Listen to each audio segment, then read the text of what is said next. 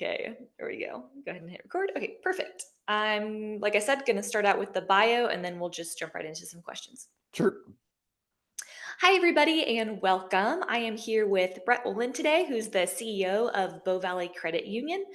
He's a community focused Canadian financial institution. He's been the leadership of for 4 years. He's got more than 20 years of banking experience, and he previously served 6 years on Bow Valley's board, including 2 as chair and 7 on the board of the Credit Union Central of Alberta.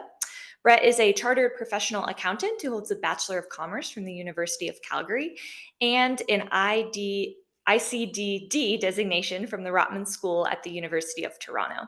Under his leadership, Bow Valley has gained distinction for pioneering a gold-backed banking model, anchoring member shares and deposits with physical gold and silver as a strategic hedge against inflation and flat currency devolution. Oland is also a vocal critic of excessive money printing and centralized access to personal financial data, advocating for open banking and financial freedom grounded in ethical and community driven principles. Brett, it's great to have you on with us today. Well, thanks for having me. Really appreciate it. I would love to hear a little bit about how you got started in banking and how you found yourself in the CEO seat. Was that always the plan or did that come about unexpectedly? Uh, yeah, my banking career, as you mentioned, started about 20 years ago. I started in the Cayman Islands with a different type of banking and investment banking. Down there's over 500 banks on the island, and just because of the tax haven status, was down there for a few years, and then came back and worked for another major financial institution here in Canada. Had a bit of a change in life, and the family decided to move to the mountains, and so we moved to a different location. And I've sort of always kept in touch with financial institutions, and that's when I was on the board of the Bow Valley Credit Union, but actually about 5 years ago now, I parachuted into the CEO seat, reluctantly, I guess. But I don't do anything half-heartedly, so dove right in and really tried to get the organization to a spot where uh, credit unions are much different than bigger banks, as we have a vested interest in the community and the people that are part of our organization versus banks that cater to the shareholders, which definitely have different objectives, um, personally and financially. So I find I aligned very well with the credit union model, which is membership based and membership oriented, and of course saw a lot of problems being in the financial world for a number of years before I got into the seat, and sort of wanted to make a dent and try and make some changes around that. So And was the transition from just being a traditional bank or traditional credit union to one backed by gold and silver, how did that transition come about? And was there a specific event that kind of sparked your realization that this is a need? We need to have this accessible to citizens in Alberta? sure. So actually, individuals can become backed by gold and silver. We as an organization have partial backing, as we do have gold and silver on our balance sheet. The way banking works is we can't 100% back our deposits by gold and silver, but people can. And we just wanted to be able to facilitate that transition seamlessly, from moving from a bank account from a gold and silver wallet. And we've done the same thing for Bitcoin as well now. So a seamless transition between your actual store value, which is your gold and silver, or Bitcoin, and your traditional banking fiat, which use all your traditional banking rails like checks, cash, e-transfers, wires, bill pay, that type of thing. So um, really what I saw, especially in my time in the Cayman Islands, I saw a lot of things that didn't make a lot of sense to me. Specifically, between 2006 and 2008, the stock market was just ripping. Um, you may remember, or people may remember, that it was just a massive bull market, but there was really nothing underpinning it other than, housing prices in the US continuing to rise. And so some of the portfolios that I managed saw 12% increases per month, which is just astronomical. Um, and you know, at the time, you don't think much about it, but after the great financial collapse in around 2008, I found that I did fairly successfully because I saw what was coming, but there was 100 people behind me that really got beat up as a result of the financial distress that happened. And it really started my journey down to really understanding banking, central banking, governments, money printing, and really that has extended ever since. And we saw another, probably more parabolic move during the COVID era of money printing and government parachuting cash in there. And there's reasons why that we saw a massively inflationary period during the COVID times and not during the great financial crisis after 2008. But it's probably a little too much detail that you want to get into for this interview. But anyway, fundamentally, I found that there was a problem with the interaction between commercial banks, central banks, and the government, and really wanted to basically put my line in the sand and get people, regular Joes off the street, some access to be able to protect themselves against these massive powers in behind the scenes that nobody has control over, and printing money in the background, and with our um, links to our bank accounts to gold, silver, and Bitcoin, you can effectively do that. You can protect yourselves and your family with getting into a true store of value versus the dollar. Um, and so you have your store of value in one spot, and you have your traditional banking rails where you can operate your life in a different spot. And we found that people recognized the problem and just didn't have a solution, and we're providing that solution to people. So That is so interesting. So, breaking it down into layman's terms, why would you say it's important to have your finances backed by something like gold or silver or Bitcoin? well, especially in the US, and you would appreciate this, it's in a position of teetering in and out of what's called fiscal dominance. And fiscal dominance, in a nutshell, is effectively the US government has to print currency to keep afloat. And so the interest payment on the debt is so high that unless they print the interest on that debt, so basically creating new money out of thin air, then the US would go bankrupt. And the US is not the only one in this boat. It's basically the complete Western world is in this problem. So when the US has a debt to GDP of 120%, Canada has a debt to GDP of 110%. These nosebleed levels ultimately lead to what I've termed there as fiscal dominance. And once you get into that trap, the only way out, well, there's a couple of ways out. There's austerity, which we saw in Greece a number of years ago, where basically they tried to completely cut spending. We know how that worked out politically. Um, we even saw in the United States recently, they tried austerity, especially with Doge, to try and cut funding. And, I think Elon Musk got up to about $350 billion in cuts. That's great. But the thing is, it was short-lived, and the big beautiful bill added another $2 trillion to the deficit spending. So the thing is, we're in this trap where it's politically unpalatable to not spend the money, but it's math is going to catch up eventually with this problem, and the only way out of it is through the currency, and basically devaluing the currencies around the Western world. And Canada or US are not unique in this.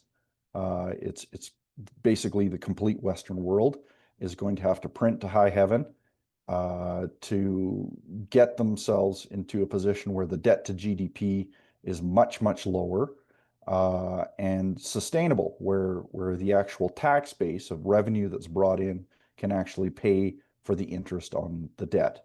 Um, and that's going to result in a massively inflationary period. We have seen an inflationary period over the past 2, 3 years, but I think that's just wave one.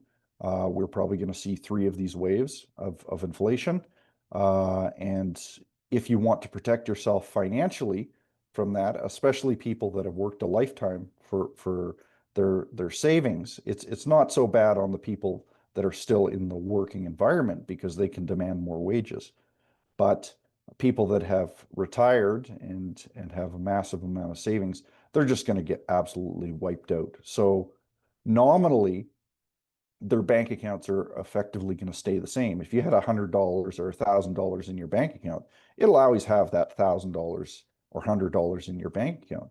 But the actual purchasing power of that $1,000 is just going to get wiped out. And that's just as a result of the massive printing that has to happen to basically keep the Western world solvent.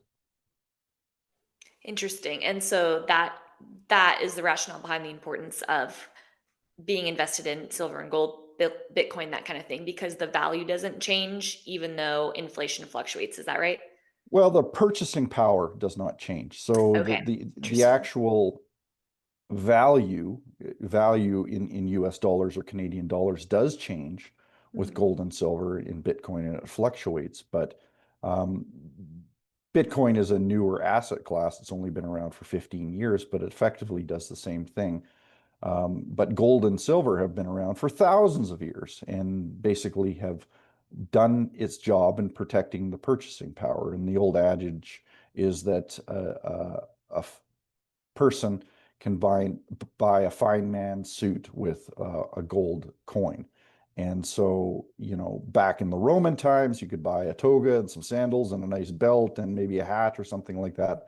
And today, translated, you can buy a fine suit with a tie and shoes and things like that with that same gold coin. And so the purchasing power stays stable. Meanwhile, the fiat currency in the background is actually the one that's fluctuating. Fascinating. That is so cool. Okay, so we've kind of talked about some trends that might be concerning looking ahead. Are there any trends or changes in the industry that you're personally excited about? Uh, well, I guess excited and nervous at the same time. AI is going to be very interesting. Um, it has the potential to wipe out a number of white collar jobs. So it'll be really interesting to see that the model that has stood for at least my lifetime is go to school, get a good education, and get out there in the workforce. Well, what happens if you get out there in the workforce and there's no work for you because basically what you've been trained with is irrelevant because there's a computer system in the background that doesn't sleep, doesn't eat, doesn't require wages, doesn't demand anything, and is a whole lot more efficient. Um, that does have tertiary effects on it.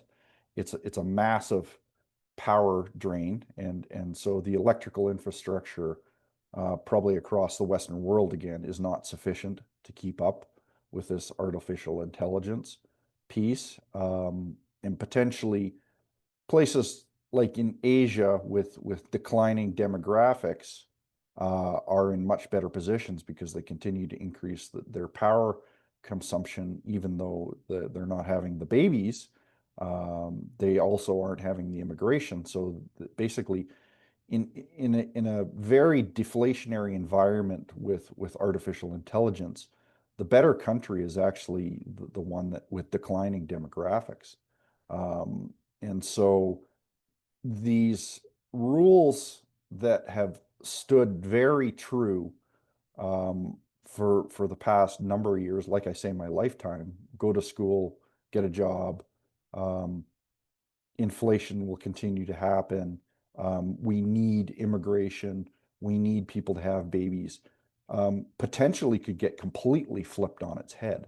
So it's a very exciting time in history, I guess. But um, as typically is, governments are behind the eight ball on a lot of their thinking and haven't basically gamed this out to enough degree. So they're using old models when they need to completely flip the game on its head and start thinking about things differently. So, if you could sit across from a government official and they asked you, what is something that we could flip on our head? What's an example of either an institution or maybe a policy that could tangibly change and make a difference? I doubt they'd listen, but energy is life. The more energy that people have, the Western world is completely dependent on energy. There's great charts out there where basically the wealth of a country is completely dependent on the energy usage that they have. And so whether you hate, love, or indifferent to the environmental issues that seem to be top of mind today, we need to continue to consume more and more energy if we want to continue the standard of living that we have. Now, there's alternatives to oil and gas. I'm not a big proponent of wind or solar. I think they're an incredible waste of uh, resources, but we need to start looking at nuclear, in my mind, as a way to get energy top front again. It's one of the cleanest, safest methods of energy production that is out there, and it's just completely been scapegoated, pretty much out of existence. But it's starting to become top of mind again. But whoever develops the cheapest energy wins. And whether you like it or not, we are in a world competition, especially with the East. And if the West wants to continue with our standard of living, we have to keep up with that race. And nuclear is one of the ways to do it. I agree. It's very interesting. The energy has been kind of a hot topic amongst several of the speakers that I've had the chance to speak with now. So it's fascinating that there's a crossover between banking and energy. I never would have thought. That's great. So circling back around a little bit to your banking career, what do you think that a lot of young people miss when they are considering going into careers in finance? Uh, I don't know if I would. Um, And why was that? there's it's basically the last bastion that hasn't been completely disrupted by AI, um, this tech industry. Even though we've seen sort of slow progression away from manual bookkeeping towards computer systems that track the banking transactions, um, effectively, eventually Apple or Google or Amazon is going to get into the banking space, and traditional financial institutions will not be able to compete. So if they can get access to hundreds of billions of dollars worth of cash, and basically substitute our base of deposits. So banking is effectively a margin-based business. where you take your deposits, you lend it out at a higher price, and that spread is how you make profit. So now you've seen a lot of the financialization in the world today, where most financial institutions have stepped away from traditional banking because you just can't make the money with that margin anymore. So you get the things that we saw in the great financial crisis of banks completely leveraging up their balance sheet, getting into risky assets. That was an important signpost for the financial institution to recognize, even though a lot missed it, is there's a decline in the traditional banking method. And so with the development of technology, the likelihood of having tellers and people working in banks and the bricks and mortar is going to slowly just completely evaporate. And so this has already happened largely in the wealth space with mutual funds. So there used to be hundreds and thousands of mutual fund dealers. Now there's barely any, because what happened was exchange traded funds on the stock market or brokerage exchanges came up. And so why would I pay somebody to invest in a mutual fund where I can just invest in an exchange traded fund for effectively nothing and make a better return? And so you've seen sort of a rise of these electronic broker transactions like Robinhood and Questrade and that type of thing as a result of that. And I would expect that trend to continue and really start to accelerate with these technology changes. So what does that mean specifically for Canada? Um, some of the largest companies in Canada, if not the largest companies in Canada, are financial institutions. And so what you might say to yourself, well, I'm not, working at a financial institution. What do I care type thing? Well, most of the pension funds are invested in Canadian financial institutions, as well as most of the assets within Canada are with those financial institutions. And so if there's a big wobble with the financial institutions in Canada where it's a monopolistic oligopoly, which means there's basically little options.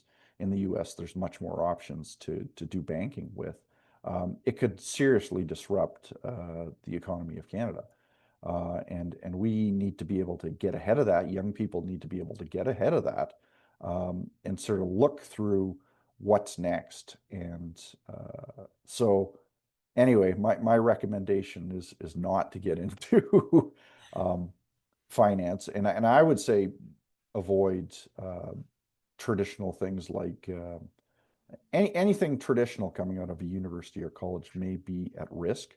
That includes healthcare, business, you name it. I think the winner in the next 20, 30, 40 years are going to be the tradespeople, where people are actually getting their hands dirty, electricians, plumbers, HVAC people, carpenters, that type of thing are going to be the real winners. And people that, you know, go into the profession of being a doctor to make it big and make it rich are going to be looking at their plumber next door in a bigger house with fancier cars and nicer vacations.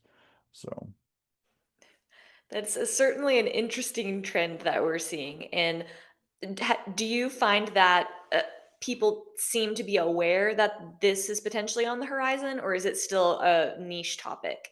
niche topic, I would suggest. Yeah. I would have to, you're likely younger than I am. You might uh, see be closer to it with friends and family or something like that. But I would expect largely people are waking up and perhaps have a job at Starbucks, but they have a degree in something. They have a bachelor of something, but they also have $75,000, $100,000 worth of debt. Um, that's the best job that they can get is at Starbucks.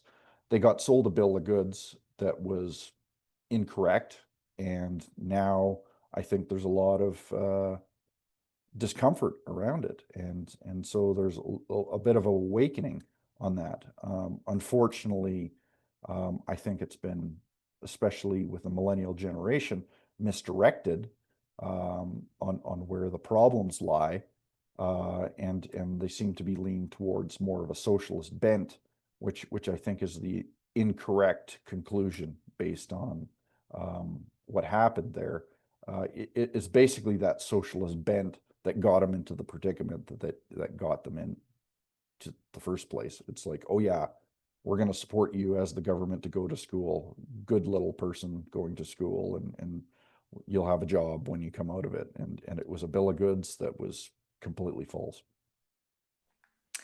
So as we are entering into this, brave new world era, things are going to kind of change, obviously, and it's certainly important for young people to, like you said, kind of get ahead of it. And so I feel like this is a good segue into our conference a little bit, because what We Unify and the Reclaiming Conference is trying to do is create a space of learning so that young people can come in and learn from people like you who have lived the experience, who are able to kind of predict and see what could potentially be our challenges in the next coming years. So, can you talk to me a little bit about what got you interested in joining us as a speaker and in just public speaking in general? How did you come about doing that? Well, believe it or not, I don't like public speaking and I don't like doing interviews. I'm quite an introvert. Well, you're doing But very well. enough practice.